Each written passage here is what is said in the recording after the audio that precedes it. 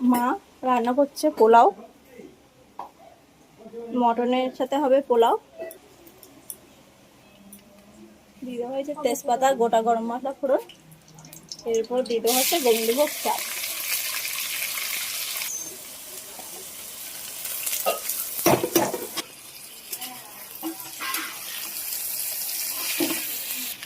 দিয়ে দেওয়া হচ্ছে হলুদ গুঁড়ো। এখানে কিন্তু আমার মা কোনো ফুড কালার ব্যবহার করে না, আমার মা পোলাও এইভাবেই রান্না করে। কাজু বাদাম, কিশমিশ দিয়ে দিতে খুবই সামান্য পরিমাণে আদা বাটা।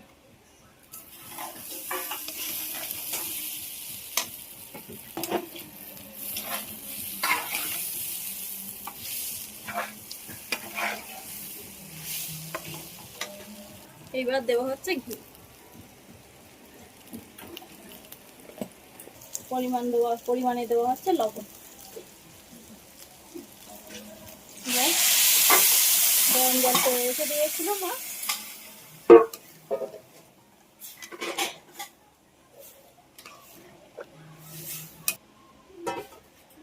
5 মিনিট ঢেকে দেওয়া হয়েছে। 5 মিনিট খুলে হচ্ছে চিনি,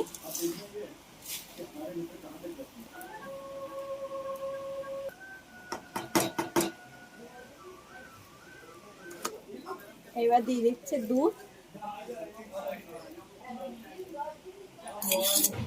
দুধটা দিয়ে আবার 2 মিনিটের জন্য ঢেকে দেওয়া হলো। 2 মিনিট পরে খুলে আবার একটু ঘি দিয়ে দেওয়া হচ্ছে।